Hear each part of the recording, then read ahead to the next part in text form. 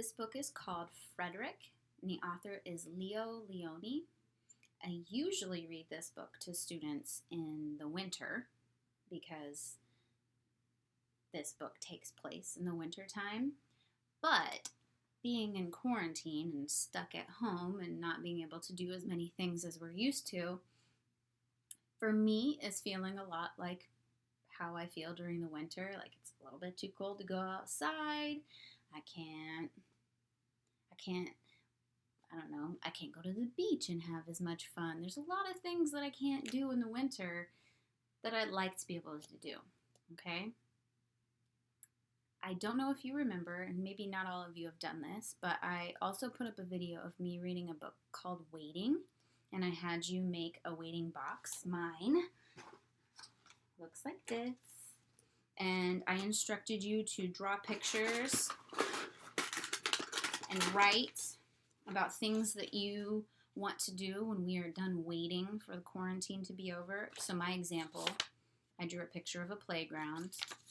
As soon as we're allowed to play on the playgrounds again, that's the first place I'm taking my kids.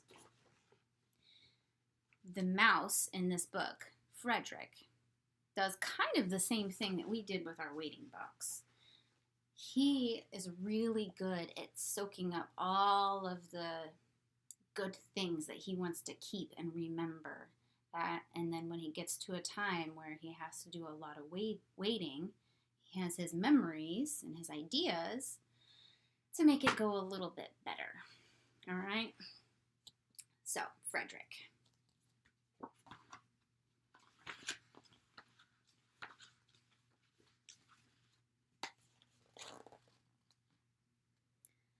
All along the meadow, where the cows grazed and the horses ran, there was an old stone wall.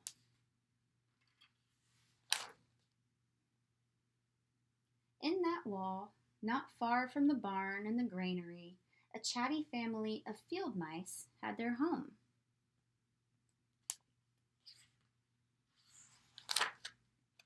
But the farmers had moved away. The barn was abandoned, and the granary stood empty. And since winter was not far off, the little mice began to gather corn and nuts and wheat and straw. They all worked day and night, all except Frederick.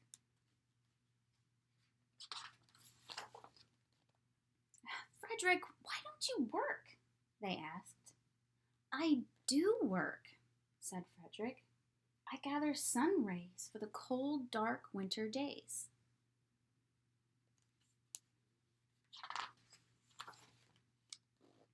And when they saw Frederick sitting there, staring at the meadow, they said, "And now, Frederick?" "I gather colors," answered Frederick simply, "for winter is gray."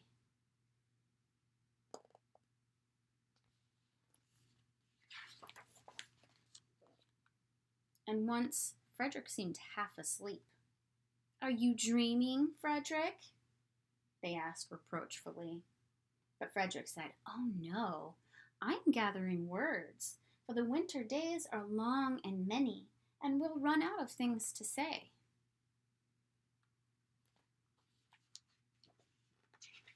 Have you run out of things to say to your family yet?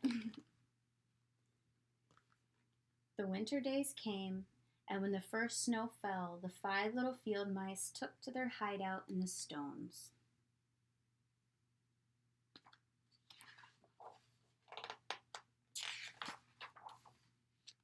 In the beginning, there was lots to eat, and the mice told stories of foolish foxes and silly cats.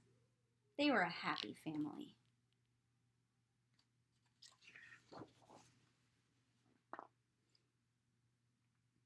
But little by little, they had nibbled up most of the nuts and berries. The straw was gone, and the corn was only a memory. It was cold in the wall, and no one felt like chatting.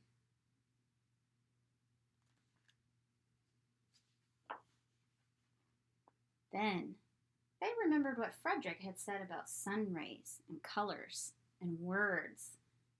"What about your supplies, Frederick?" they asked.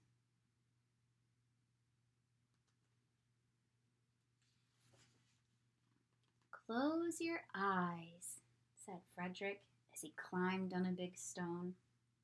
Now I send you the rays of the sun. Do you feel how they're golden glow? And as Frederick spoke of the sun, the four little mice began to feel warmer. Was it Frederick's voice? Was it magic?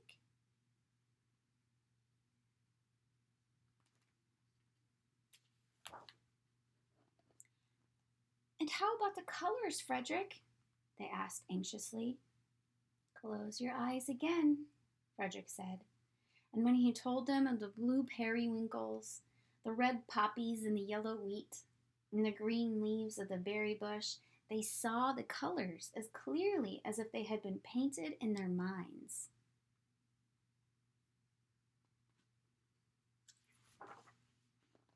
And the words, Frederick? Frederick cleared his throat, waited a moment, and then, as if from a stage, he said, I had to hold it up closer for this. Who scatters snowflakes? Who melts the ice? Who spoils the weather? Who makes it nice? Who grows the four-leaf clovers in June? Who dims the daylight? Who lights the moon? 4 little field mice who live in the sky. 4 little field mice like you and I. One is the spring mouse who turns on the showers. Then comes the summer who paints in the flowers. The fall mouse is next with walnuts and wheat, and winter is last with cold little feet. Aren't we lucky the seasons are 4? Think of a year with one less or one more. When Frederick had finished, they all applauded.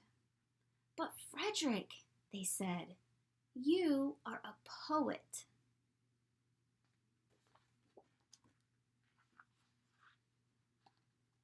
Frederick blushed, took a bow, and said shyly, I know it. The end. Now, this is not a requirement, but if you would like to write a story or a poem or draw a picture that reminds you of the story Frederick, I would love to see it. Have fun.